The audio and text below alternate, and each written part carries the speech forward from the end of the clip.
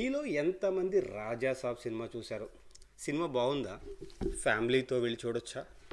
ఎర్రి వెంగళప్ప రేపు రిలీజ్ అయ్యే సినిమా ఈరోజు చూడడం ఏంట్రా అనిపిస్తుంది కదా. నాకు కూడా అలాగే అనిపిస్తుంది.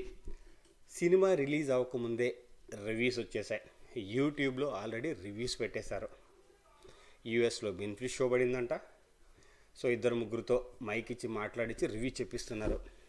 సో నేనేమనుకోవాలి, అది చూసిన తర్వాత నాకేమనిపించిందో అది మీ ముందుకు తీసుకొచ్చానమాట. సో ఇలాంటి వాళ్ళని ఎన్నిసార్లు మనము రిపోర్ట్ చేసినా కానీ, లేదంటే వీళ్ళ గురించి మాట్లాడినా కానీ, వీళ్ళకి ఏది కాల్చి ఎక్కడ అంటిస్తే ఇలా ఫేక్ రివ్యూస్ ఇవ్వడం మానేస్తారు అనేది అర్థం కావడం లేదు.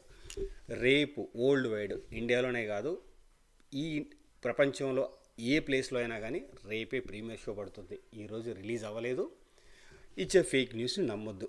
సినిమా చూశాక నీ ఒపీనియన్, బొక్క అంటావో 1000 కోట్ల కలెక్షన్ అంటావో అది నీ ఇష్టం. నీ మనసుకి ఏదనిపిస్తే చెప్తావు, దాన్ని ఎవడో కాదన్నాడు. కానీ సినిమా రిలీజ్ అవ్వకముందే సినిమాకి ఒక ఒపీనియన్ తీసుకొస్తున్నావు. జనాల్లో ఒక సినిమా ఇలా ఉండబోతుందని ఒక న్యూస్, ఫేక్ న్యూస్ స్ప్రెడ్ చేస్తున్నావు. ఇది కరెక్ట్ కాదు.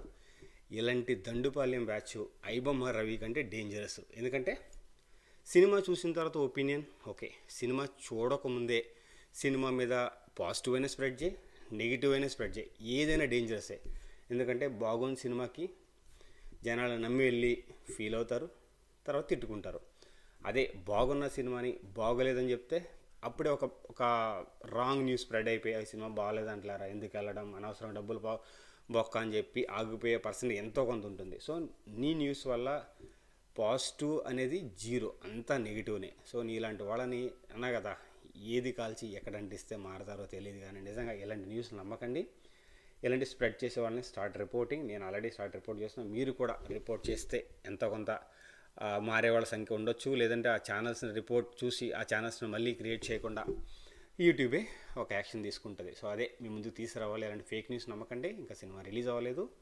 రేపు ఇండియాలో ప్రీమియర్ షో పడుతుంది. ఇండియాలోనే కాదు, వరల్డ్ వైడ్ ప్రీమియర్ షో పడుతుంది. ఇండియాలోనే ఫస్ట్ ప్రీమియర్ షో, వరల్డ్లో అంటే ప్రపంచంలో ఇండియాలోనే మనం ఫస్ట్. యూఎస్ కంటే ముందు మనమే చూస్తాం ప్రీమియర్ షో రైట్ టైం పడితే. అది మీ ముందుకు తీసుకురావాలనుకున్నాను. ఏం చెప్పాలనుకున్నాను మీకు అర్థమైంది. సో జై హింద్, శ్రేణి సైనింగ్ ఆఫ్. మళ్ళీ ఒక మంచి వీడియోతో మీ ముందుకు వస్తాను. బాయ్.